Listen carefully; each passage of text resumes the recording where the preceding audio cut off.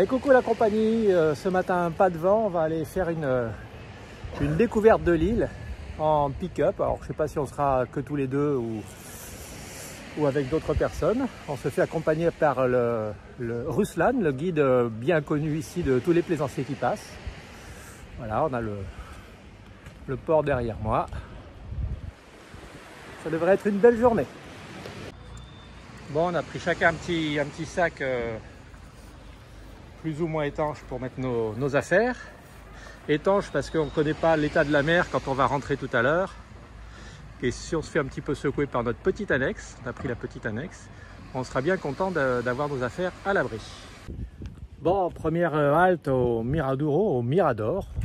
Ça fait une petite vingtaine de minutes qu'on monte depuis Tarrafal. Alors le point de vue ici est magnifique, je vais vous faire voir, sauf qu'aujourd'hui il y a des nuages, c'est tout gris, c'est couvert, on va bientôt être dans le brouillard. On verra ce que ça donne. Bon, il y a du vent, on va faire attention à la bande son, mais tant pis s'il y a trop de vent. Là, le petit pick-up qui nous a monté, Ruslan en rouge et notre guide là-bas. Voilà, c'est extrêmement aride, abrupt. Là-bas, à la pointe sud-est de l'île qu'on a contourné en venant.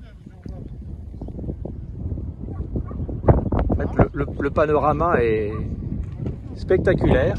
Ça rend pas forcément bien à la vidéo. Petit sentier là-bas qui descend dans la ville, qu'on va pas prendre. Il paraît qu'il y a un escalier qui monte là-haut. C'est pas le point culminant de l'île, mais c'est un point remarquable. Il y a un Français qui l'a fait, c'est peut-être Stéphane de Boomerang, on ne sait jamais. Voilà. À un moment donné, je pense qu'on va descendre là. Voilà, petite balade en descente pendant une petite heure. Hop là. Coucou Béatrice.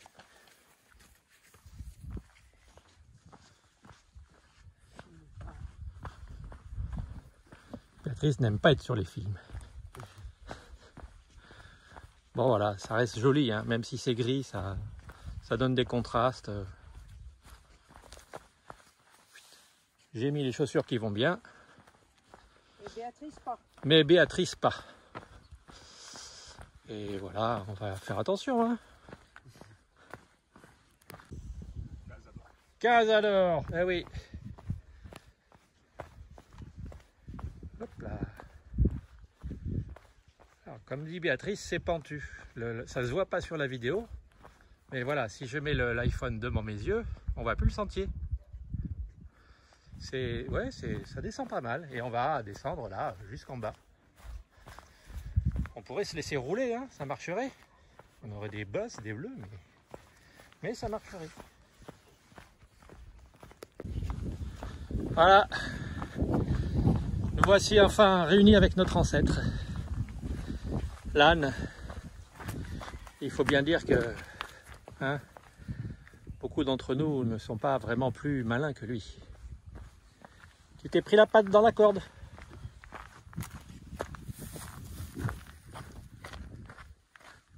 Voilà, deux ânes en train de se contempler. Bon, pendant que Béatrice fait Bobby devant l'âne, les petits poulets, il faut qu'on s'explique. Pourquoi? Vous vous souvenez, les deux dernières grandes randonnées que j'ai faites, c'était la descente de la chaîne des volcans à La Palma, 21 km, et la descente du TID jusqu'au parking. On ne compte plus les kilomètres, mais le dénivelé. Et j'ai mis 5 mois à m'en remettre, tellement j'avais mal aux genoux. Et là, on fait une petite balade de rien du tout, que de la descente bien raide.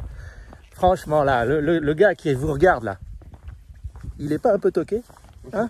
On se le demande. Il va falloir qu'on s'explique. Voilà, notre petit sentier a été protégé par des murets. Il y a des petites plantations de canne à sucre de part et d'autre. Voilà, une petite exploitation de canne à sucre. Bien.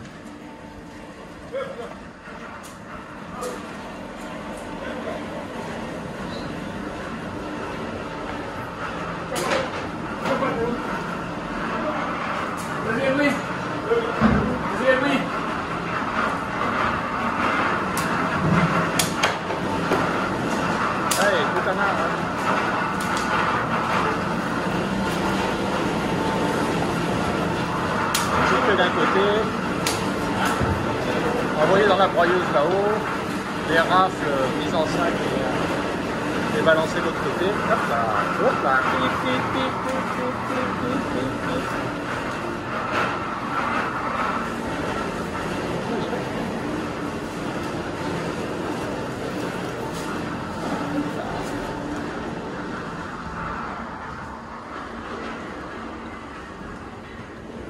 Voilà, les rafles mises là. Et puis là-dedans, il doit y avoir l'alambic pour faire le grog, probablement. Bon, 10 h du matin, on s'est arrêté, vous l'avez vu, à la petite exploitation de canne à sucre. Et comme le présumé, il distille le rhum ici, le grog. Donc maintenant, 10 h, c'est l'heure de la dégustation, c'est normal. Hein.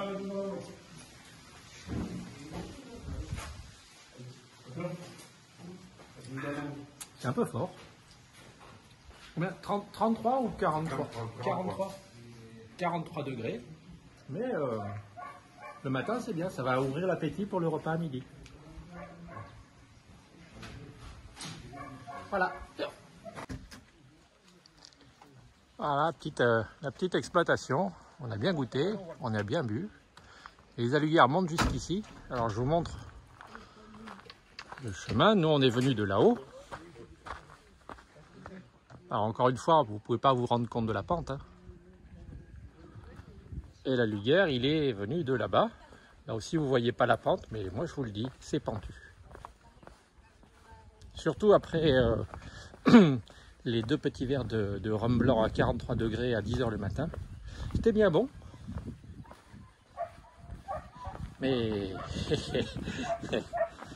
maintenant, ça va passer dans le sang. La poupette, elle rigole. Elle se demande, ah, est-ce qu'il va tenir debout? Est-ce qu'il va descendre tout droit? Mais oui, j'ai de la réserve. Comme partout dans ces îles volcaniques, les cultures se font en terrasse. Et les constructions, comme souvent, se font sans être vraiment terminées. Il est plus important d'aménager l'intérieur que de faire les crépiers extérieurs. Il pleut jamais dans ces îles, ou quasiment jamais. Voilà, autre culture en terrasse. Alors, c'est ancestral tout ça. Hein. Hop là. Coriandre, alors coriandre, tomates et carottes, les cultures en terrasse. Voilà.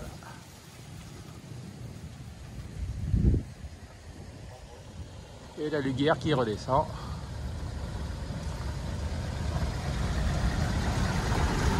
Hop là, c'est pas des 4x4, mais ça passe partout. On est un peu isolé du monde ici. Enfin, on est un peu loin de tout. Hein. Il y a des gens qui y habitent. Du coup, un petit peu partout, on trouve des... Voilà, il y a un monsieur qui vient nous prendre des petits réservoirs de bouteilles de gaz. Oui, je sais, le rhum, ça aide pas à avoir un discours fluide. Ouais, des petits casiers de bouteilles de gaz. C'est pas du camping-gaz, mais c'est des petites bouteilles. Voilà. Ruslan vient de nous expliquer un petit peu quelques éléments sur son île, São Nicolau. Le ferry que vous avez vu sur l'autre vidéo, il vient 2 fois par semaine. En fait, il emporte de São Nicolau sur les autres îles, donc Mindelo d'abord et après c'est dispatché. Il emporte à peu près 4 tonnes de fruits et légumes par semaine. Il emporte du poisson. Les pêcheurs qu'on voit sur la plage là-bas, à Tarrafal, pardon, ils pêchent à peu près une tonne de thon tous les jours. Il y a une usine de mise en boîte de thon qui est ici, sur São Nicolau, à Tarrafal. Et tout ça, c'est exporté soit sur les autres îles de l'archipel, São Vicente, Santao, Sal, Boa Vista, Maio, soit c'est exporté à l'international. Donc ici, à São Nicolau, on est sur l'une des îles les plus poissonneuses de l'archipel. Et voilà, ça fait vivre les autres îles. C'est vraiment très intéressant. Le panorama, nous étions tout à fait là-haut tout à l'heure. Donc on a descendu le petit sentier que qu'on voyait sur le mirador là-haut. Hop là, on l'a descendu à pied. Et voilà, on est dans un environnement... Ouais, c'est très sympa, c'est très sympa. Par plein soleil, ça doit être infernal comme chaleur ici. Et finalement, malgré le vent en altitude, ici c'est très à l'abri. Finalement, on est très à l'abri. Le vent, je ne sais pas si ça se voit sur la vidéo, je vais m'arrêter un peu. Le vent souffle très vite sur les hauteurs. C'est le 20, 25, 30 nœuds des alizés canalisés par la montagne. Ça. Je crois que dans le monde entier, les enfants ont les mêmes jeux. Je vous montre. Eh oui, c'était un petit avion en papier. On fait ça partout. Les avions en papier. Les avions en papier, ouais. Eh oui. Ça, c'est la Luguère qui amène de l'eau. Alors, dans ce pays, on a des vieilles maisons. Là, c'est abandonné, ça a dû cramer, ça a dû brûler. Et juste en dessous, on a 2 entrées de garage, une en bois un peu usée et une en aluminium toute neuve. C'est très curieux. Franchement, c'est très curieux. Derrière, on doit avoir des moutons et des poulets. Ici, toujours les cultures en terrasse. Et voilà. Et la Luguère, pauvre vieux, il a calé. Maintenant, il faut redémarrer. Il n'y arrive pas. Il n'y a plus de batterie là. Il est emmerdé. Donc les moutons ici. Hey, voilà.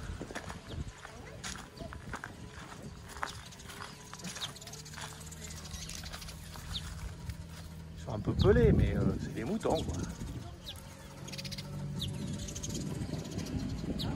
Donc la Luguère il fait marche arrière. Pourquoi? Ben parce qu'il y a quelqu'un qui descend. Ah oui, hein, comme quoi même dans des petits sentiers comme ça, il y a des embouteillages, c'est dingue.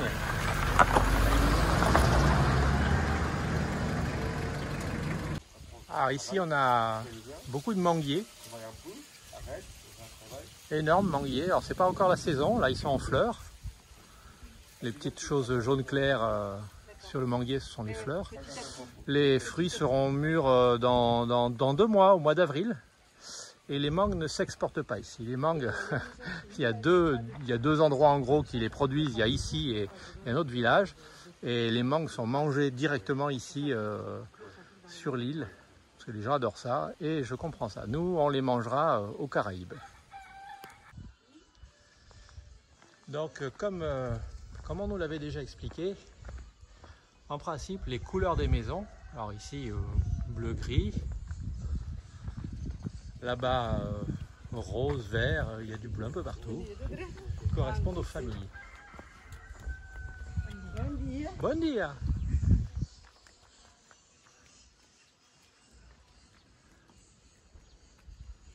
C'est difficile de remonter.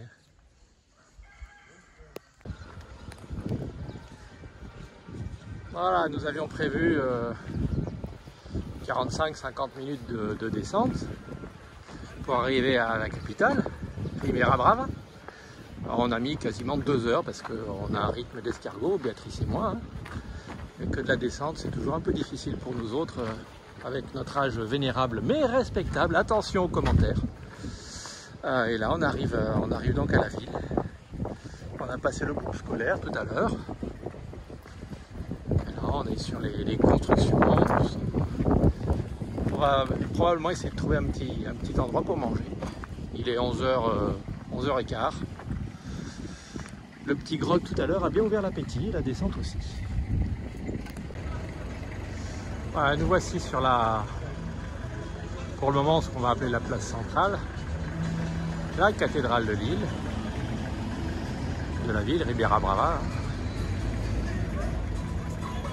Et notre pick-up qui nous attend. Ça fait 2 heures oui, qu'on est descendu. Il est temps d'aller manger. Alors, nous sommes quelque part pas loin de la pointe sud de l'île, je pense, on vérifiera. Ici, c'est un ancien petit port. C'est ici que venait le ferry qu'on a vu à Tarrafal hier. c'est ici qu'ils venaient il y a encore 18 ans. Il y a 18 ans, Tarrafal, le port n'existait pas.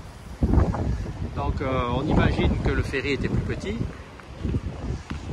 Là c'est quand même bien venteux, c'est bien secoué. Les petits pêcheurs avec leur barque et leurs rames artisanales, je ne sais pas s'ils rentrent ou s'ils partent, mais c'est assez sauvage. On n'aurait pas idée de venir se mettre au mouillage ici, parce que ça gigote de toute façon.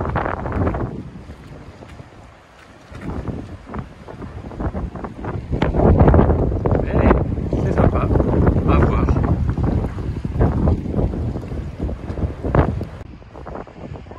Alors on est sur les hauteurs du petit port où nous étions à l'instant.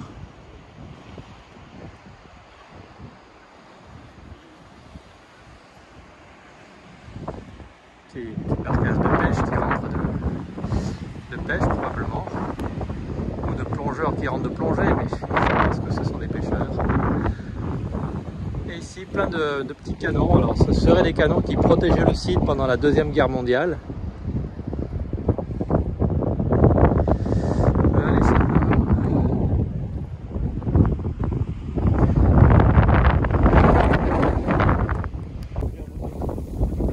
Arrêt sur la route autour de Preguiça, je pense.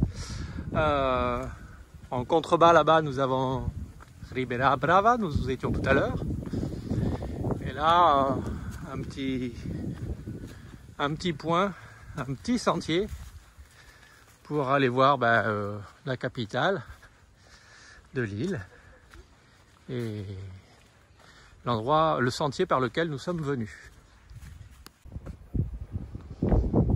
Petit mirador qui est bien agencé. Voilà la petite ville en dessous. Alors comme d'habitude, il y a beaucoup de vent, donc on va essayer de faire en sorte qu'il ne perturbe pas la bande son. Et nous sommes descendus par là-bas. Voilà, le petit sentier. Il part du creux là-bas et c'est le petit truc qui descend là-bas, ici. Je vais zoomer. Voilà. Voilà, c'est une petite ville, la capitale de l'île.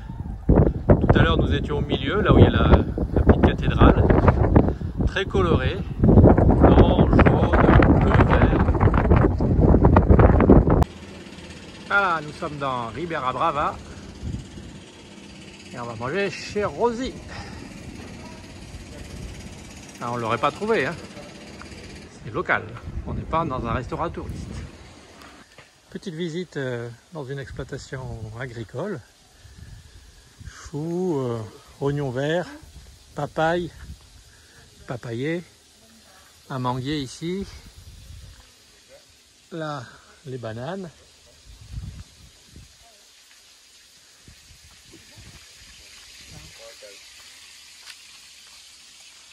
Voilà, il y a un peu de tout. Oignon vert, manioc.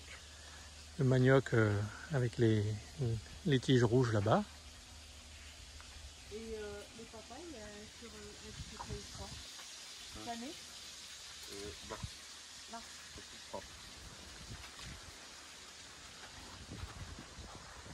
Il y a plein de papayes. Ouais.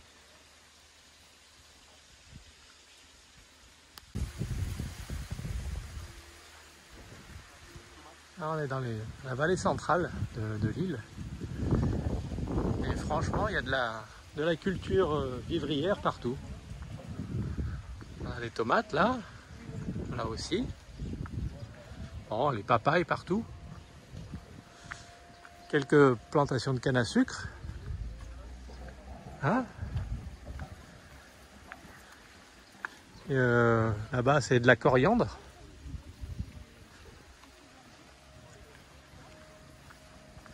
Un petit peu de tout. Une rangée de choux au milieu là-bas. Il manquerait peut-être pommes de terre, parce que je pense qu'ils doivent en produire quelque part. Mais je sais pas où. Ça, je ne sais pas ce que c'est. Bon, alors on a un petit peu enquêté sur ces espèces de fruits. Ce sont des concombres hérissons. Voilà. On peut en trouver les graines et les planter, ça se vend. Mais on n'a pas encore réussi à trouver à quel usage ça pouvait faire, ça pouvait se consommer. Apparemment personne ne le mange. Oh, merci. Ici personne ne le mange. Un petit bout de canne à sucre à goûter.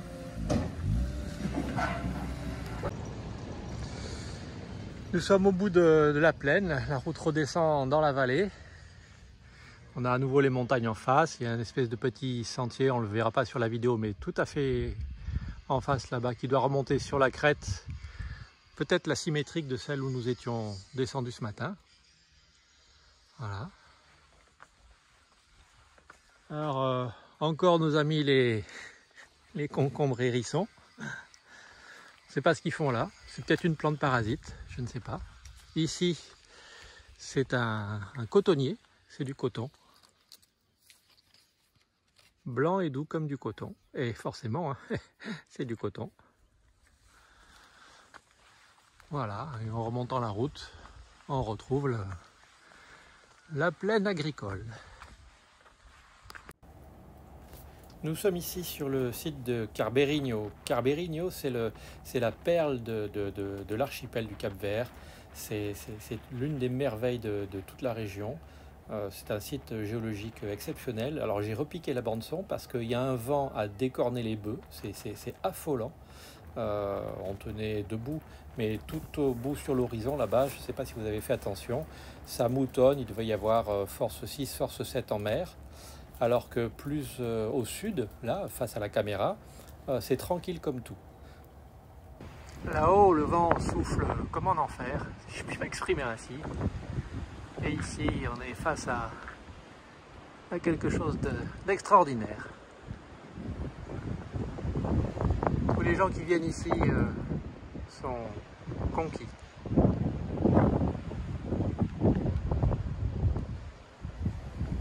Alors, il est tôt encore, il est 3h, 3h30.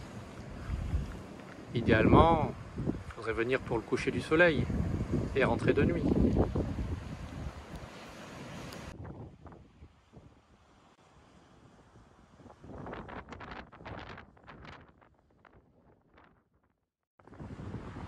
Tout a été sculpté par le vent et par l'eau.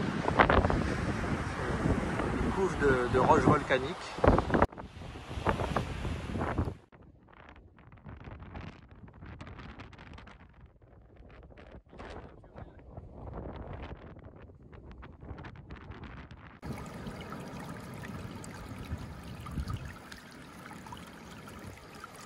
Il y a l'eau qui s'écoule ici. Et voilà. L'eau de mer arrive par là-bas. Alors, est-ce que c'est de l'eau de mer qui s'écoule ici? Mais le flux est important. Donc, on est curieux, hein, comme d'habitude. On met le doigt et on goûte. Et c'est un peu salé, mais sans plus. On va traverser en se mouillant un peu les pieds. C'est pas grave. Hop, en passant par là. Il y a des petits poissons là-dedans.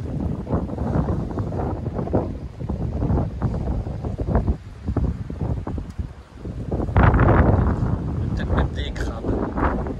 Des petits trous comme ça.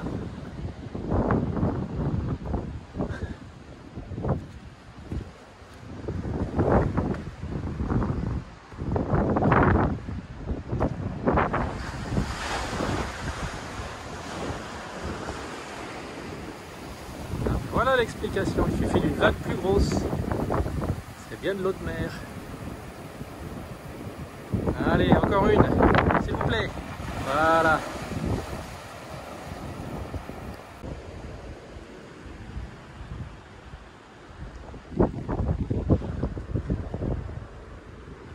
Voilà, pas besoin de faire de commentaires.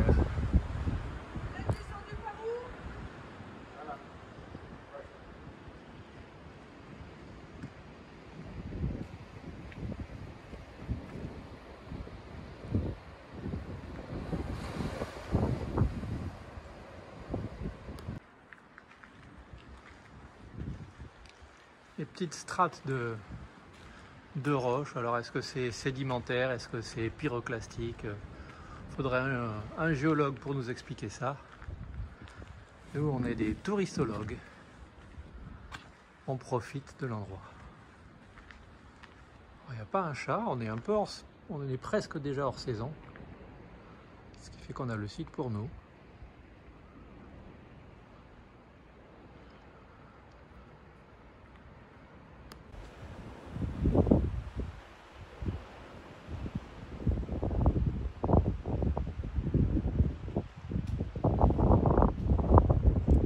Béatrice qui traverse au péril de sa vie.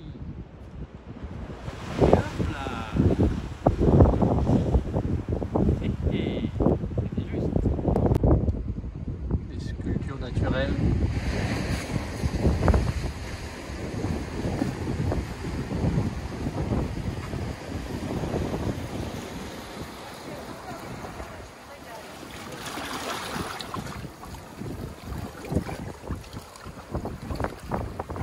Le bassin qui était si tranquille tout à l'heure vient de se prendre une grosse vague.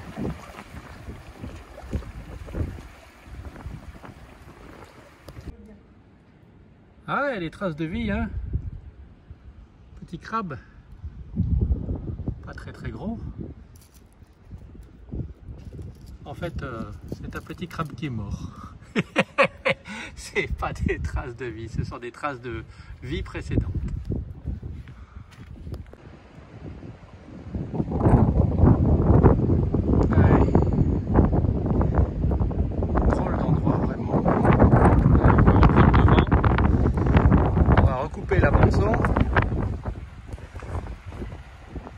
On va essayer de traverser avant de se faire arroser par une vague. Ou après.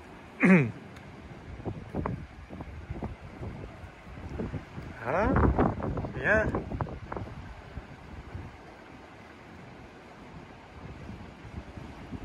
Hop. Bon, et ben alors à la prochaine.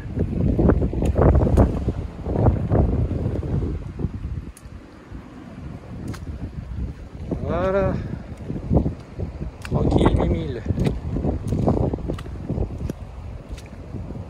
Hop là.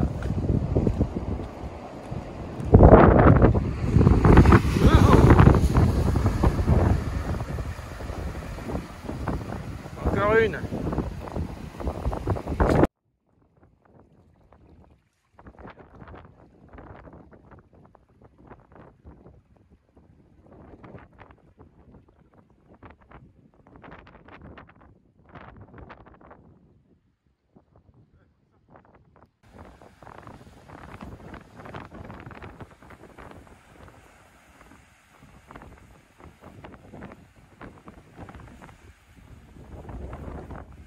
Il y a 3 mètres d'aplomb et des fois, hop là.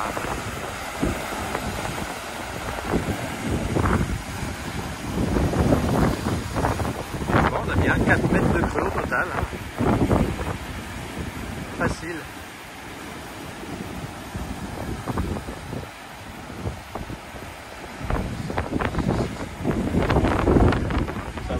Attention!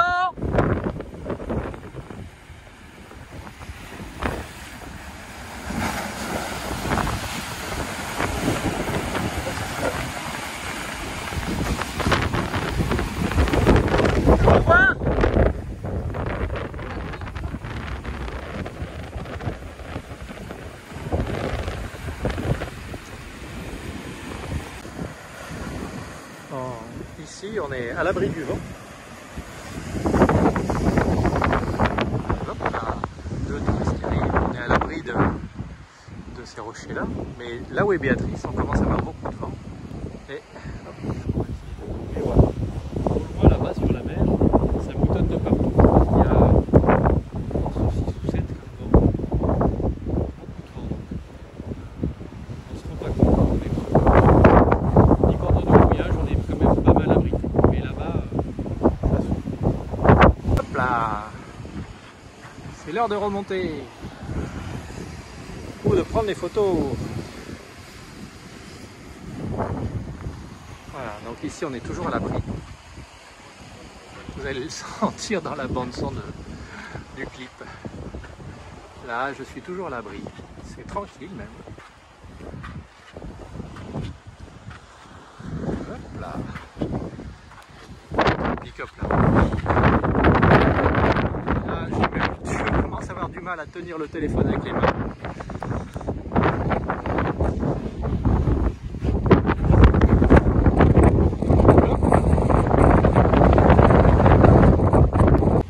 Bon, il est presque 5 heures, ça y est, on est rentré, on est sur la plage. On va aller récupérer notre petite annexe,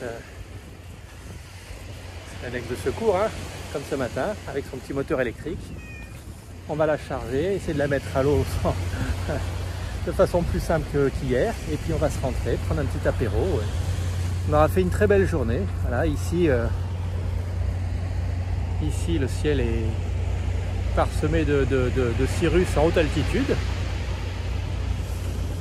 Mais il fait beau. De l'autre côté de l'île, il y a beaucoup de vent. Là, il n'y a pas un souffle d'air. Alors que tout à l'heure, à Carberigno, où nous étions, il y avait 25-30 nœuds quoi, sur la mer. Ça veut dire que quand on partira pour Santa Lucia, là-bas, faudra faire gaffe parce qu'à peine on aura passé la pointe de l'île, on va se prendre une grosse claque de vent. Donc il faut absolument partir ici voilure réduite parce que c'est instantané. En 100 mètres, on passe de 10-12 nœuds à 25-30. Bon allez, c'est tout pour aujourd'hui.